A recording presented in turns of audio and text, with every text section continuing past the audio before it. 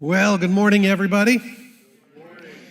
So, I think one of the most spectacular cathedrals ever built by human hands is the Duomo in Milan.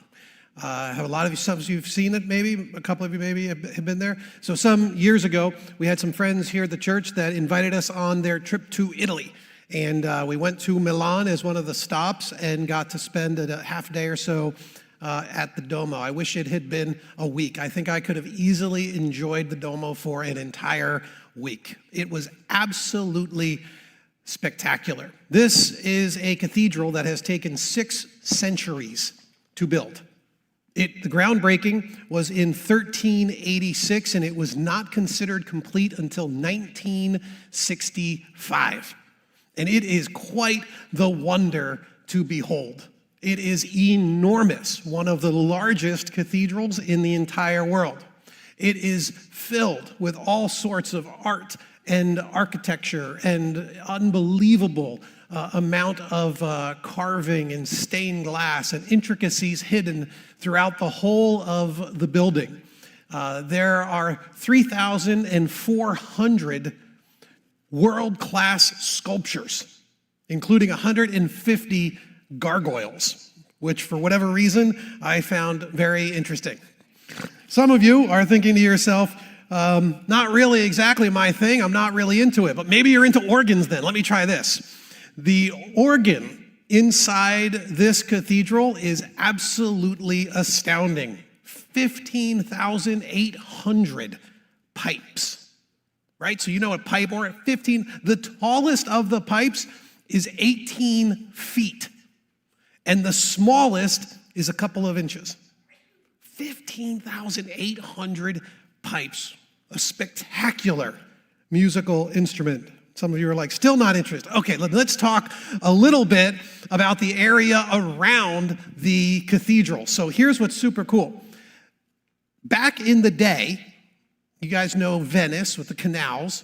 This section of Milan looked a little bit more like Venice. It was loaded with canals.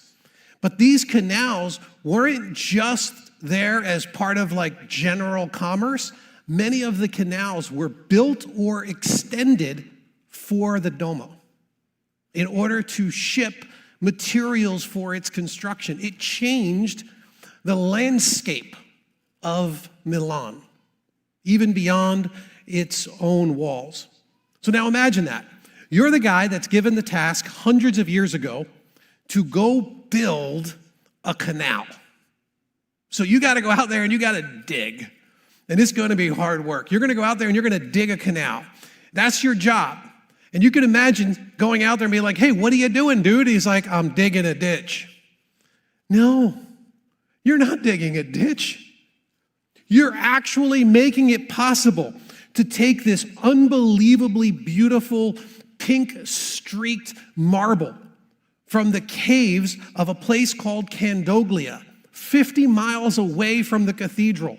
And you are enabling people to stick it on a barge and ship it to the job site.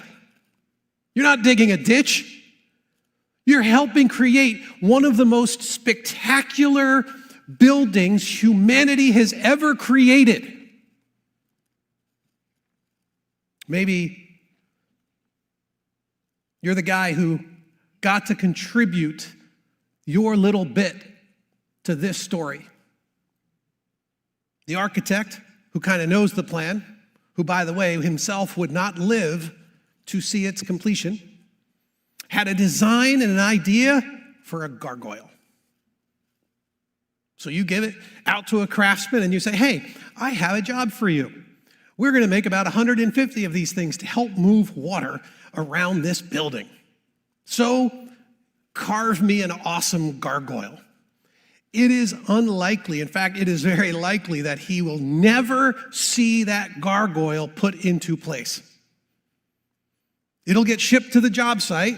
He'll probably long be dead before he gets to see how it fits into the final picture. What are you working on? I'm just carving a gargoyle. Really? Because it looks to me like you're creating one of the finishing touches on a cathedral that for hundreds of years, millions of people from all over the planet, every tribe and tongue and nation will stand in that square and look up at that building and they will see your gargoyle. This to me is an absolutely astounding reality. The countless people who worked on a project like this over the span of centuries who would never actually see the fullness of it completed. Right? Some guy was making wagon wheels or repairing a wagon that was getting loaded up with supplies to help the people who were building the organ. That's what he did. His whole job was to take care of the horses, take care of the wagons, make sure it got to the place where it needed to be, so that a group of people could create what is arguably one of the most beautiful and largest musical instruments known to man. And that guy's wagons made it possible. Most people who worked on the Duomo never saw it completed. That's just the reality. And one day, all of their efforting, all of their skills, all of their talents, all of their ditch digging was one day going to be consecrated into this unbelievable, sacred, and unparalleled work. I love this because that's what we are doing right now. Each and every one of us is called to do our part so that the kingdom of God can invade the kingdoms of men. And we do our part. We dig our ditches. We carve our gargoyles. We repair our wagons. And we continue to do all of this stuff so that the kingdom of God might grow and expand and envelop more and more people who themselves will continue to be joined in this great effort. And it will go on for centuries because we are building something that when it is seen in its completion will make the Duomo and anything else built by human hands look like it's constructed with tinker toys. Because what we are building has been called by Jesus himself this great temple, this kingdom of God. It's been called the bride of Christ. Language that just stretches the imagination so that we can start to get a picture as to what it is that we are all working on. So here we are, it's Vision Sunday. We usually take this opportunity to kind of look back over the year 2024. What have we been up to? What's been going on in the church? Give us a little bit of a snapshot and update, and then a quick glance forward to 2025 to say, all right, well, what's coming next? What's happening? And so here we are in the seam between these 2 years. And we like to just take these moments, and I am going to be making some big asks today. And I am going to do it without apology because we are building a great temple. The way the Apostle Peter said it is you are coming to Christ, who is the living cornerstone of God's temple. He was rejected by people, but he was chosen by God for great honor. The cornerstone, the very foundation of everything else we are building upon is Jesus himself. We are adding, think that through, we are adding to the work that Jesus began. He is the cornerstone. There is no other cornerstone, but what we build will be upon him and upon that work toward his end goal for us. And you are those living stones.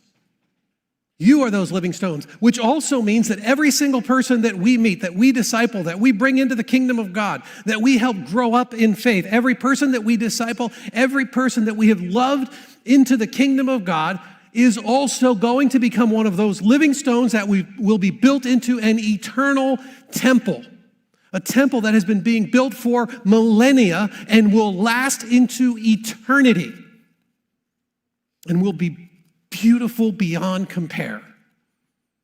Building into his spiritual temple. God is doing this building with us as living stones. What's more, you are the priests. You are the priests.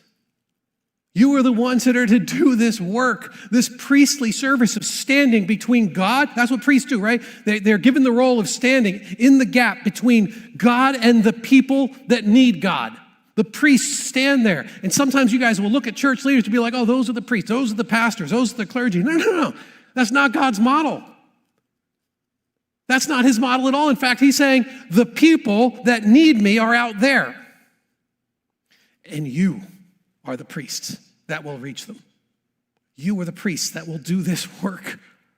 That's the hierarchy in God's kingdom. God, you doing the work to reach them. Priests in God's kingdom. Through the mediation of Jesus Christ, you offer spiritual sacrifices that please God. That's what the Apostle Peter calls us to. So it was a bustling night before Passover. The men and the women that had been following Jesus for a few years now noticed something was up. There was a shift. Something wasn't quite right. Jesus was increasingly angsty. Something was happening. Soon their worlds would be shattered because what was coming down the pike was going to absolutely wreck their worlds, blow their minds. In just a few short hours, Jesus was going to be betrayed. And then he was going to be arrested. And then he was going to be murdered, executed on a cross. And it was in those moments that Jesus decided to lay out for his disciples one last great, powerful teaching. He wanted something ringing in their ears in this moment. He wanted something that stood so powerfully in their hearts that no matter what came, the arrest, the crucifixion, ultimately the resurrection, that when they thought back to this night for the rest of their lives, they would remember that Jesus said, I got something to tell you. You guys need to write this down. I want this thing just engraved in your minds and in your souls. What is it that Jesus wanted ringing in their ears on this most troubling of nights? Here's what he told them. So now I'm giving you a new commandment. Love each other. Love each other. And some of you here are thinking, man, this is beautiful. This is what we would expect Jesus to say. Like, this is the thing he wanted. My first thought was, but that's not a new commandment, Jesus. That's not actually true. That's an old commandment. I don't know what you're talking about. That's not new. In fact, you've already said this a number of times in the gospel. So I don't know exactly what you're talking about as a new commandment. In fact, it's not new to you at all. Moses actually gave us this in the book of Leviticus. We saw that last week. Moses is actually the one that told us, go love your neighbors as yourself. Go love the foreigner as yourself. So why are you telling us this is a new command? It's not really new, Jesus. I mean, I like you. He's great. He's got a lot of great things to say. You should listen to everything Jesus says, but it's just not new. Oh, wait, until you've taken into consideration what he says next. I give you a new commandment. It's not just that you'll love each other. That part we already got established. Now I'm going to tell you what it means and how you're going to do it and what it's going to look like. You're going to love each other just as I have loved you. Oh, that is new. That is different. That's not a general commandment to go out there and be good to the world and be nice. Not at all. Wait, you mean as you loved me? I wonder if Jesus had taken the time in the weeks leading up to this to carve out a couple quiet moments with each of the women and the men that followed him. Right, I wonder if at some point he came up alongside Matthew. They're walking from one village to the next, and he's like, hey, Matthew, how's it going? It's good, Jesus. He's like, all right. Hey, Matthew, do you remember when we met? Now Matthew starts getting a little bit warm. Oh, yeah, I remember when we met. Of course I remember. Matthew, do you remember what you were doing? Oh, yeah, of course I remember, Jesus. Why are we doing this? Why are you reminding me of what I was doing? I know exactly what I was doing. I was working for the Romans, and I was stealing from my people to line my own pockets.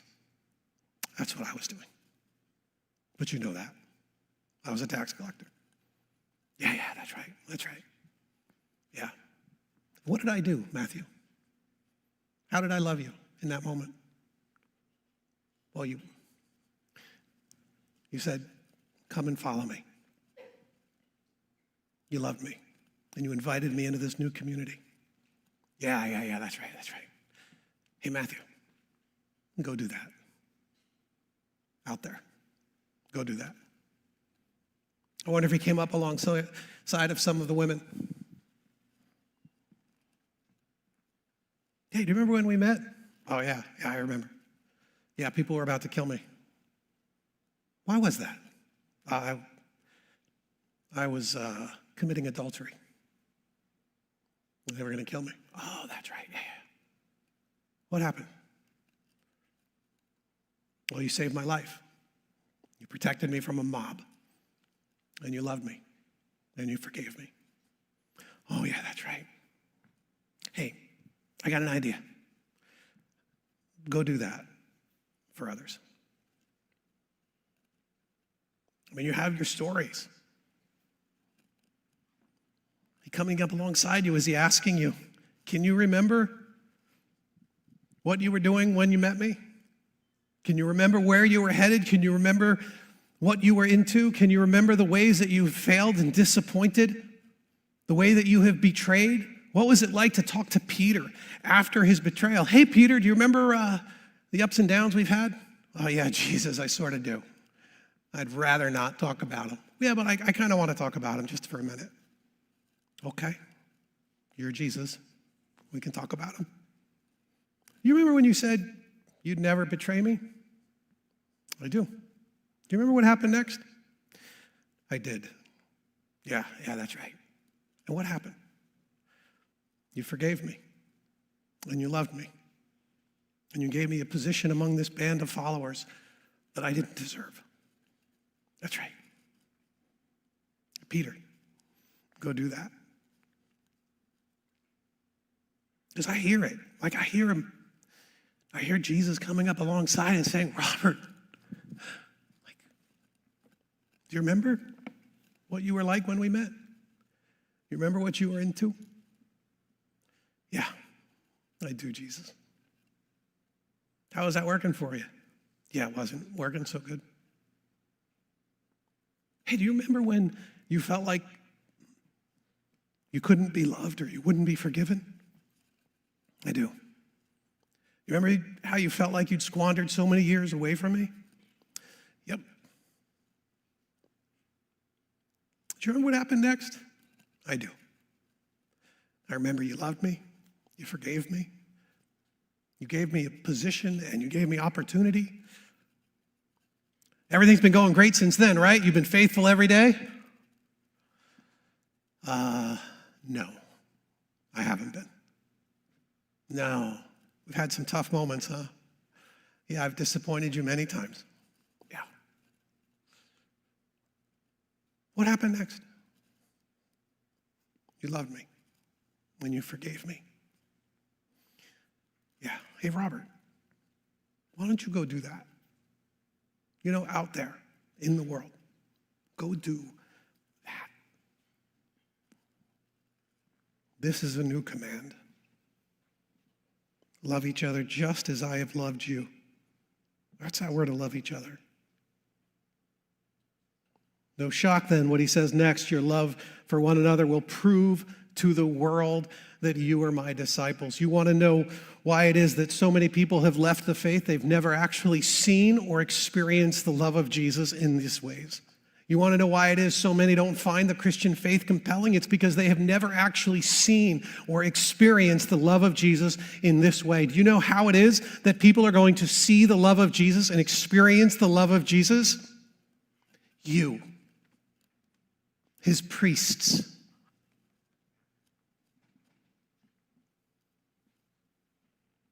So will you do this? Will you love people sacrificially? In a costly way? Would we be able to look at your calendar? Would we be able to look at your to-do list? Would we be able to look at your banking statement, and would it be able to prove to the world that you have loved like Jesus loved? Because that's where the rubber hits the road. It's how we're going to spend our time. It's how we're going to invest our emotional energy, the credits that God has given us at the beginning of each day. It's how we're going to spend our resources, why he tells us you can't serve God and money, because it's a divided heart. This isn't actually the way it's going to work. You'll never be able to live and love sacrificially until you figure out these ways of surrendering.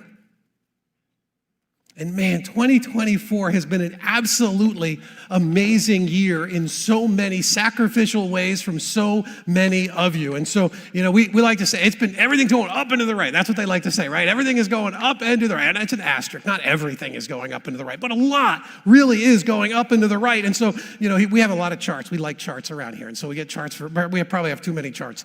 But here's our annual attendance. In the last year, we have added 100 new people in our Sunday morning attendance. 100 new people being integrated into our spiritual family in 1 year's time. We've grown the size of a church. That's unreal, right? That's pretty fantastic stuff.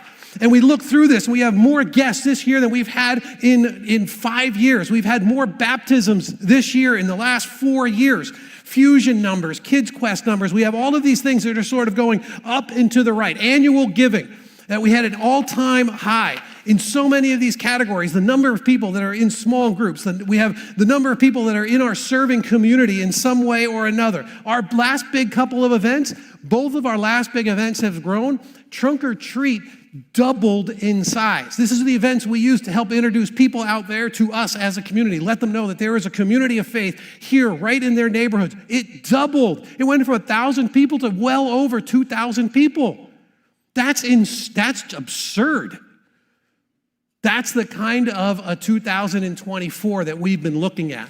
Now, here's the thing. The numbers aren't what's important to us. They never have been. Numbers are only important insofar as every single number represents one soul, one person that Jesus loves and is inviting us and challenging us to love sacrificially. Every single one of those numbers. People are like, man, you actually know the number of guests that you have? Yes. Yes. In the same way that you would sweep your house clean if you lost a coin, or you'd go out and find that one last sheep out of 100 that didn't make it home for the day. Yes, every single one matters, because every single one is an opportunity to continue to craft and build this eternal temple. So yes, but it isn't the numbers simply, it's also the stories. And you've heard many of these stories. Right here, we've had a whole bunch of baptism stories. That's been pretty awesome to hear from people's own mouths what's going on in their lives and how their souls, and we've seen so much of it even among the young people, which has been pretty spectacular. We have stories coming out of the small groups and out of the D groups. Every single week, the staff get together and we spend 30 to 45 minutes just talking. We call it people stories and shout outs. That's what we do. We spend 30, 45 minutes talking about you guys, all behind your back. Ha, ha, ha. And so we do. We talk about the members on our team, the team members that have just been astounding and shining out the love and the sacrifice of Christ. And we've talked about the people stories of lives being changed and marriages being restored and lonely people finding community, lost people finding salvation, young people finding hope.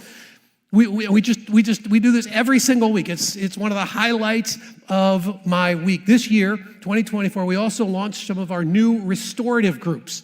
This was out of the blue. We didn't see this thing coming. This was something that Anna was getting started with Grief Share. Then we added a bunch of groups to it. We're just going to keep adding as many groups as we could possibly add to this, because we are hearing so many absolutely amazing stories coming out of these restorative groups. One that I want you to hear from Ashley herself. My name is Ashley. I came to Beacon through a mailer, actually, that came through during the pandemic.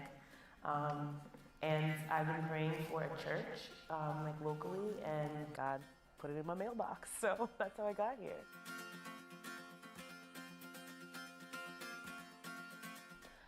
So I had heard about it in my small group. I had gone through Alpha, gotten into a small group, and Max, one of the leaders, had said he had gone through it and kind of was just sharing some of his experience. And I had tried different groups before, so I was like, what's the worst that could happen? The other group wasn't that great. It was not Christian-based, and it was helpful for what it was. But I was in a place where I was still struggling, and I was like, you know what? What's the harm? And honestly, the first three, I'll give it 3 sessions, right? Like, let me give it 3. But from the day I walked in, I felt like warm. I felt like it was safe, and I could like open up, and I felt, honestly, I feel the presence of God in Beacon. So I knew I was in the right space. But yeah, it's a hard thing to open up. So you have to really feel safe.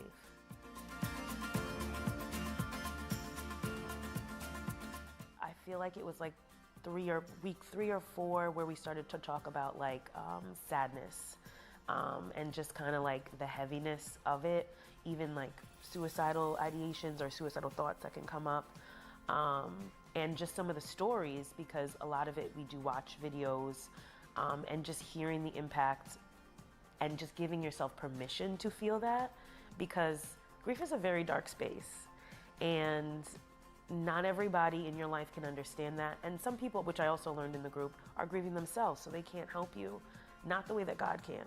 So to have a space and to have permission to be like, no, I'm not okay today, and that's okay too, was amazing. And to feel that with God's presence, because my faith journey has really, I mean, during the pandemic, it really got hairy. My mom was really sick. So I had really been close to God, but how could I have those feelings and still feel close to God? So it was this like tug of war that I was having. But the space that Grief Share provided allowed me to say, like, it's okay to feel that way, but God is your rock. He's anchoring you. He's your hope. And that's what helped me in that space.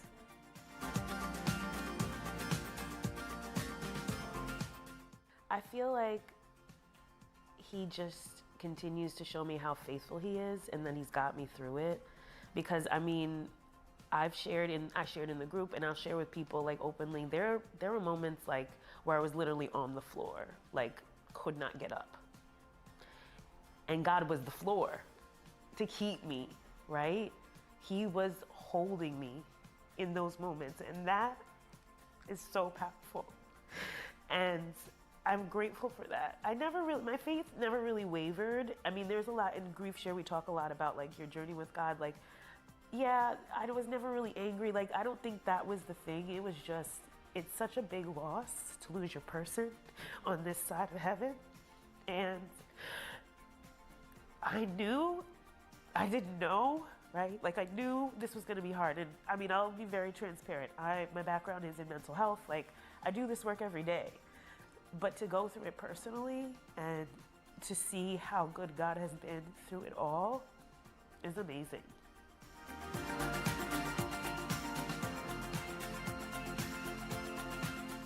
It's an answered prayer, because when Trevor approached me about like leading, I was telling him, I was like, you and God talking? Like, what's going on? Because I prayed to God like last year that I wanted an opportunity to minister, like to be in ministry and use the talents that he gave me to do so. And I work in mental health, like I shared, and I feel like there's this gap, and like where people feel like you can't bring God into it, and that's not true. So I was like, God, just show me the opportunity, like whenever you think that I'm ready, and it came up. So it's an answered prayer.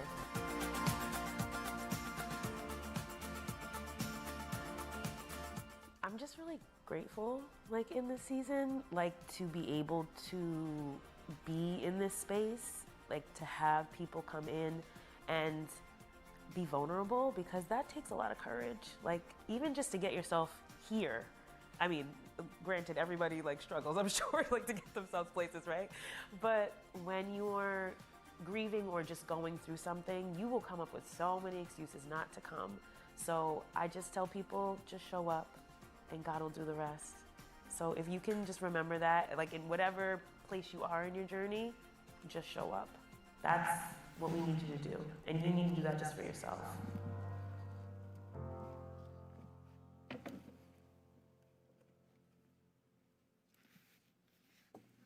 Can we hear it for Ashley? My goodness.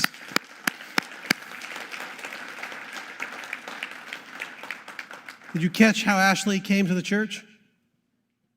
She got a postcard. You bought that. You bought that postcard. You paid for the postage. You invited Ashley to come to the church. You know the rooms that she's meeting in? You guys did that. You furnished those rooms. You set them up. Some of you literally painted those rooms or did the work in them, and others of you financed it. You did that. Ashley is here, and she is living out her gifting in these ways, and she is being supported and resourced in this healing work that she is doing by you.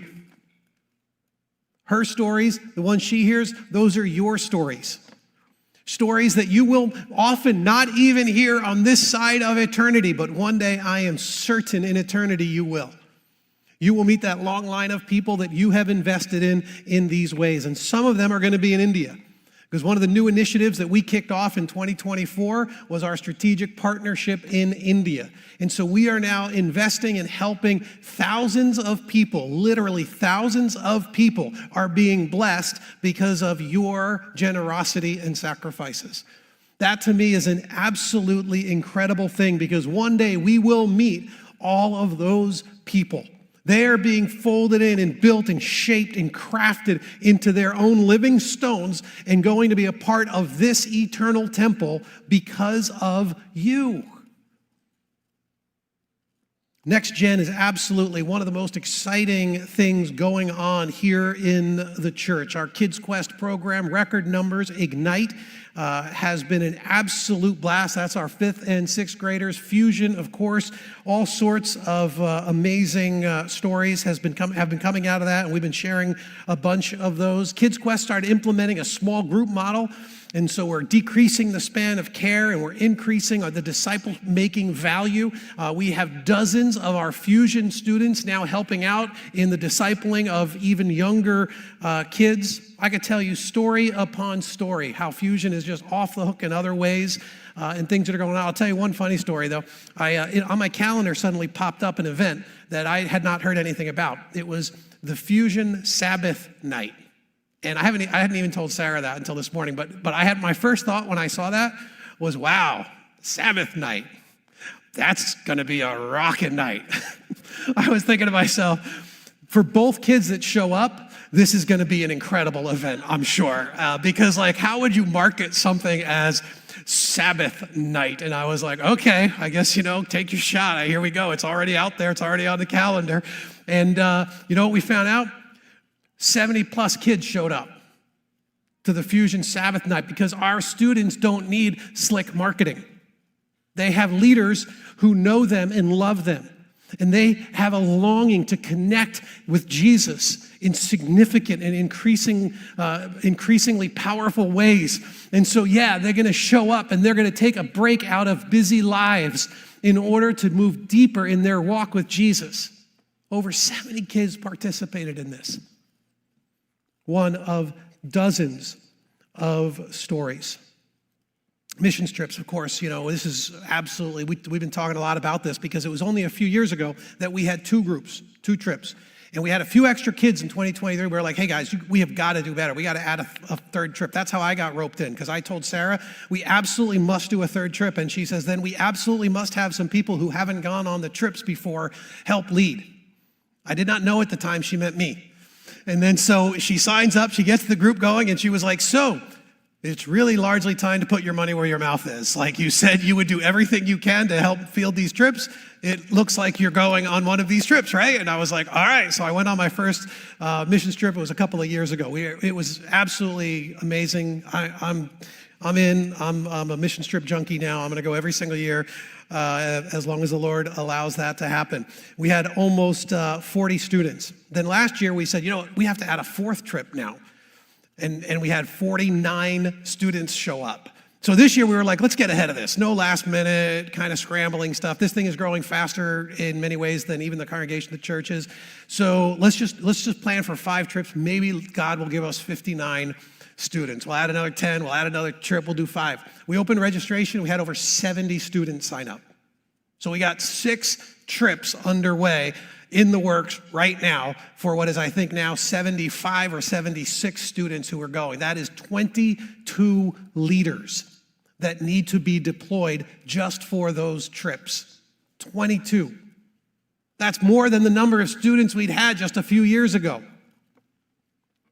Absolutely amazing. And that just points to what 2025 is going to look like. 2025, we're saying it's going to be the same. Everything up and to the right. Lord willing, if that's what he's going to do, then this is going to be awesome. We're super excited about what is happening, and we are ready to plunge headlong into all of the opportunities that God is opening up for us. And that is where we need your sacrifices. This is where we want to invite you to participate in increasingly significant ways. Because we want you to consider how it is that you might give and serve to get us to the place where 2025 is one of those banner years in the long-term storyline of Beacon. And we think it absolutely has the potential for that and even more than that. So here's a hard truth for you. You ready? Not everything is up and to the right, because in actuality, we have the highest number of people serving. I have 193 people currently serving in some form of ministry, but because of the growth of the church and the expansion of ministries, the number of people serving in the amount of ministry that we're doing the gap is actually widening. And at some point, that gap will actually slow us down. Right now, the teams are figuring out and they're getting it done, but eventually, that reality is going to come home to roost for us. Which means those of you who are serving at a very, very kind of easier level, we'd encourage you to consider stepping it up. Those that aren't serving at all, we have an abundance of opportunities available for you. And if you step into I asked the staff, I was like, hey guys, just off the top of your head, if you were to be fully resourced right now with volunteers, what would you need? How many team members would you want to add right now to those teams? Tell me where the holes, tell me what the gaps are. I'm going to tell the congregation. I'm going to invite them into these opportunities this week. So tell me, man, there were no shortages. They had lots of things to tell me, lots of things. It went on for quite a while. I had to end it eventually because I was like, all right, I only got one morning I'm going to be talking about this. So here we go. And so they gave me a list, kind of just a little bit started here. And they said 11:30, big holes in our teams, right across the board. Every Sunday morning team is right now understaffed, under-resourced. Cafe, ushers, roadies especially, greeters, right across the board, all the teams that actually make Sunday morning happen, where this takes place. Our communal worship gathering right now could add 10 more people. Ignite right now only meets at 9:30. Some of you are like, hey, how come Ignite doesn't meet at 11:30? Wouldn't it help? Yes, it would. Right now, the group is actually too large. The span of care is getting too great. The ability to disciple that many kids is going to continue to degrade as the ministry grows and the number of leaders does not keep pace with it. If we wanted to go to 11:30, we would need 4 leaders for Ignite now. That's the way it will work. We will not be able to do that if we don't get folks who say, I want to serve and build into the next generation. This is the 5th and 6th graders, guys. What an absolute blessing. You set them up for a lifetime of spiritual growth and formation. Midweek ministries. They're talking about all these different things going on. Every one of those, they need hosts, they need setup, they need cleanup, they need tech people. That's how Ashley gets to do what Ashley is doing. Because someone comes alongside Ashley and helps her do those things so she can do what Ashley is doing. That's how it works. That's how it works right across the board. Fusion. We had Friendsgiving yesterday at our house with the Fusion leaders, hearing their stories, lives impacted. Many of them, they feel like I do. I'm like, I love being able to go on these trips to bless the kids, but now it's just me going because I'm just so blessed. Like, I just go because I just so love being with the next gen. They encourage me and they challenge me, and the shared life experiences are so rich. And I'm hearing that from the other Fusion leaders. I was like, my goodness, I don't understand why people aren't beating down the door to be a part of these kinds of opportunities. It is literally life transforming for me, encouraging to me, building my journey. And so I'm like, why? It's just like, what a gift. Kids worship. We have kids dragging their parents out of church to get them here on time so they don't miss kids worship. That's pretty cool. You imagine being woken up early on a Sunday morning by your 8-year-old or something, and Mom, come on, we got to get to church. And then you're like, but it's Saturday. Like, don't do that. Don't wake me up on Saturday, because that happens too. But what an opportunity. So much fun. Nursery, you look at that, you're like, oh yeah, but I'm just watching kids. But really, is that the case? Or are you giving a young mom an opportunity to be refilled in the way that she needs it desperately right now? Are you giving a young couple an opportunity to sit and worship together because you're willing to build into their kids and to sing them stories about Jesus that one day they'll lodge deep somewhere in their souls, and they'll come back when they most need them? Drummers, musicians, bassists. These are all, they just listen to these off the top of their head with no prompting, no hesitation. They just kind of rattled a whole bunch of these things off to us, saying, these are the needs. These are the real things that are happening right now. I suggested that I could join the band and sing. And Chris Bell said, no, that would be bad. People would stop coming to the church, Robert. And I was hurt. And so I'm going to go talk to Ashley. Office management, volunteer mobilization. You want to actually help this. Maybe that's you. Maybe you've got skills in these ways. You've got management skills. You've got some other types of back office kinds of things, all of these things. Now, so you OCD people in the room, you've already done the math and you're like, that's not 40. You have numbers listed and you gave 40, but they don't line up. That is true, because I didn't give you all of them. They wouldn't fit on the one slide, and I'm already tired of reading from that slide. So what I'm saying is right now, 40 folks. And now you might be saying, well, that's I don't know. Everything seems to be running so great. And so yes, the team is absolutely amazing. These are opportunities so that we can put our foot on the accelerator, because that's what you decide. You decide the pace with which we fulfill the mission that God has given to us. That's the reality. 193 people already committed. That means 200 or so folks aren't. I would need 20 or 25% of them to step up so that our teams could feel like they could step on the accelerator and move into everything that God has called us to do. So now let's talk about money here. So money, always a tricky topic for many different reasons. It really shouldn't be. Jesus spoke about it a ton. And here's why I want to talk about it, because we're going to be asking you to consider a special end-of-year gift, the Christmas offering. Now, for those of you who give regularly, which is most of you actually, if you're giving regularly, we consider that your tithe. Tithe is normally 10%, and some of you are tithing, so you might be giving, $5,000, $4,000 a month or something, $2,000. You're actually tithing. Others, maybe you're building up to the tithe, you're working toward it, you're doing some work in your own life and heart and whatever it is. And so maybe you're giving $100. Whatever you regularly give, we consider that your tithe. That's what we actually budget on. That's how we format our budgets. We don't go for reaches or stretches or faith budgets or anything like that. We look at what we think is going to come in, and we go, all right, great, that's what's actually going to come in. Let's budget on that so that we don't, we're not fiscally unwise.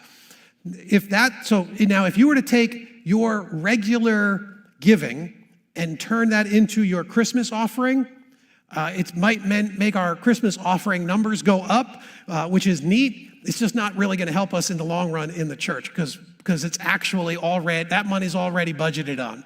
And so what we're asking you to consider is what would be above and beyond your normal giving. And so for me and Cheryl, that means we're going to look at our regular giving and we're going to say, is there anything else we can do here at the end of the year that would allow us to make an additional level of sacrifice so that we as a congregation could continue to move forward, set us up in a position, and reach our goal of $100,000.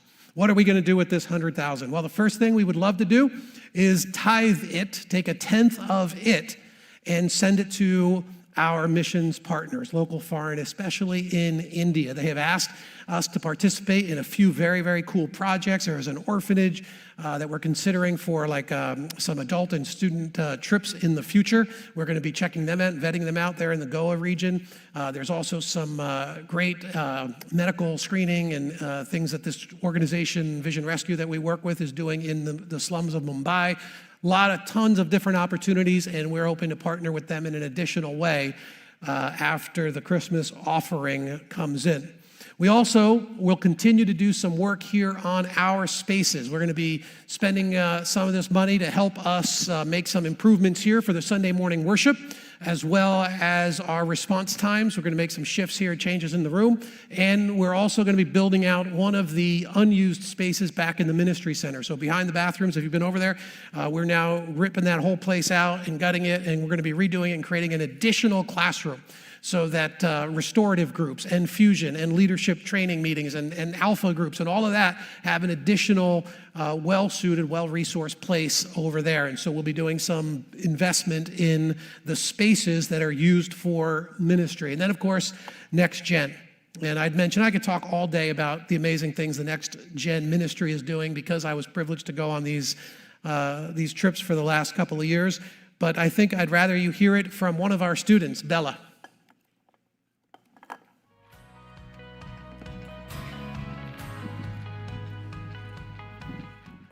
So many moments that I felt close to God throughout the whole trip, but I feel like I especially felt close to Him during the training portion, especially that third day. That third night after worship, we all go up into the barn and we do a prayer walk. And every single time, like, I feel so close to God, just like spiritually. And this particular time, the whole day, I felt God telling me to go and be prayed for. But it's kind of like out of my comfort zone to like ask to be prayed for, especially by someone I don't know, like one of the leaders there. And I kept like pushing it away the whole day. And then finally, like when I got up to that barn, I remember just like standing there for like 10 minutes, just like contemplating whether to go or not. And then finally, I just felt like a push, and I just like went up and asked to be prayed for. And like the second I got there, before I even like said a word, I just remember like breaking down, and I just like felt so safe and so seen in that moment, and just like almost like held by God. Like I just felt Him tell me like, I see everything you're going through, I hear you, but I have you. And I just like felt so held in His arms in that moment. And as she was praying for me, one of the leaders, I just felt so loved and so close to God. So I think that was probably the moment where I felt closest to God.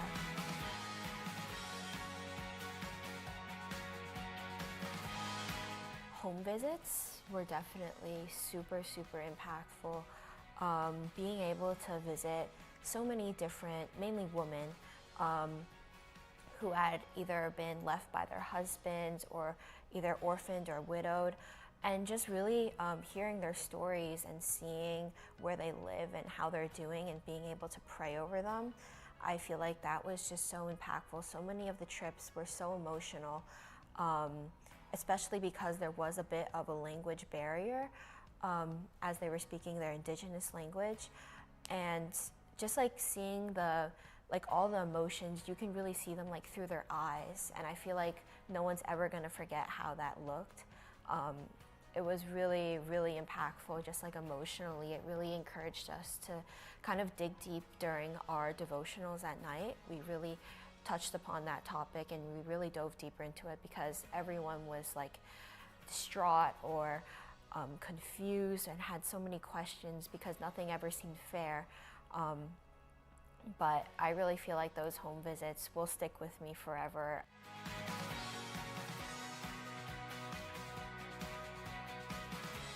Prayer was such a big thing, and I feel like coming back, I definitely feel like more comfortable just like outright just like talking to God and not making it almost like, oh, I need to be like praying with like my eyes closed every single time, but just being able to find Him in any place, just in my head, just being able to talk to God, ask questions, pray about things in my head in the moment while I'm talking with other people.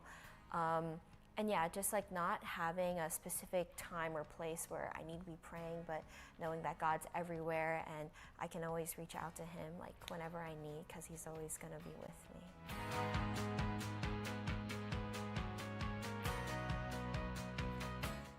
Oh my gosh, like I'm so grateful for the people that have donated, that have come to car washes and contributed at bake sales. Like, I don't think those people like realize how much they mean to us. Like, without them, none of this would have been possible. And I just feel so grateful. Like, every single time I think about it, like, I can't believe that it wasn't me that was like paying for this. It was like the congregation and everyone that supported us. And it just like strikes me so hard emotionally because people are like so driven for God that they want to give their money and themselves to other people so that they, and like especially youth, so that they can go and find God as well. So I'm just like really grateful for them, and yeah.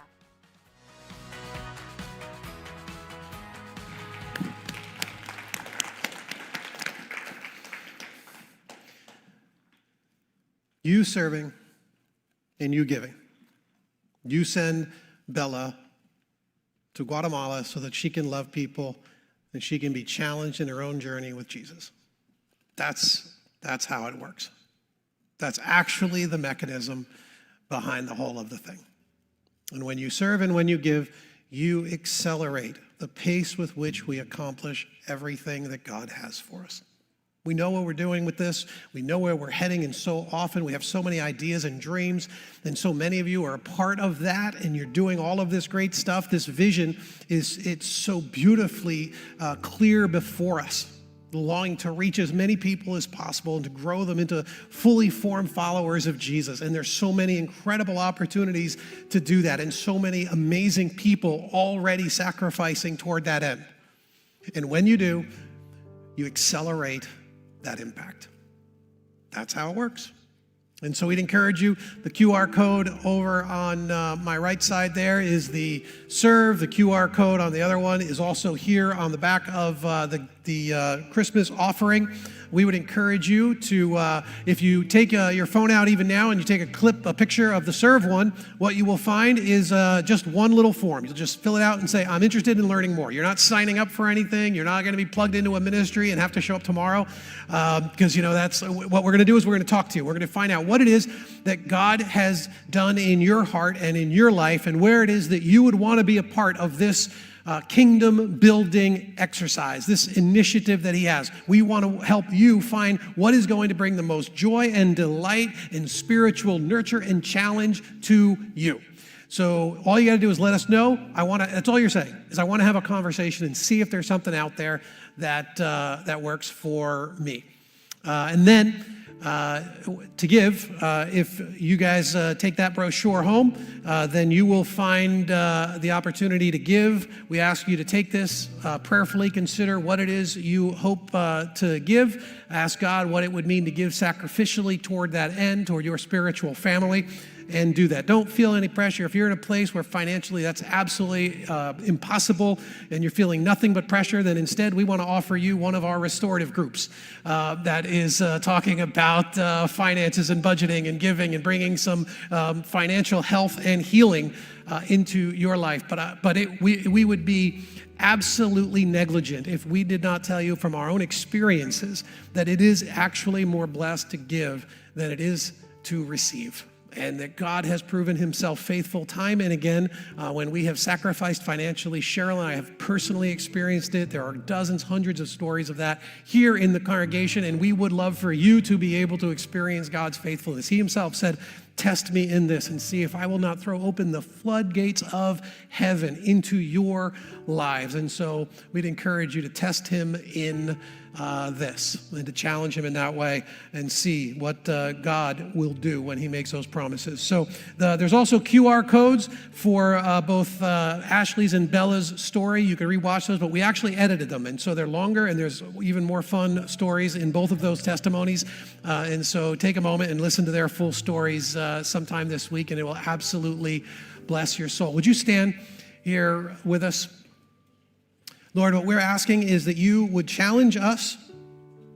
You have taught us time and again. You have wanted us to remember this one great thing, that we are to love each other in this world like you have loved us, with that kind of sacrifice. And so, Father, what we want is for you to do that here in our midst. Make us increasingly the kinds of people who will love people that well, who will love them that in such a costly way. So much so that when people see, when the world, those who are far from you, see the way it is that your people love, they will they will shout out your praises, that they will come running to meet a God like that transforms lives in such powerful and sacrificial and generous ways. Lord, let us be those kinds of people more and more. And God's people said, amen.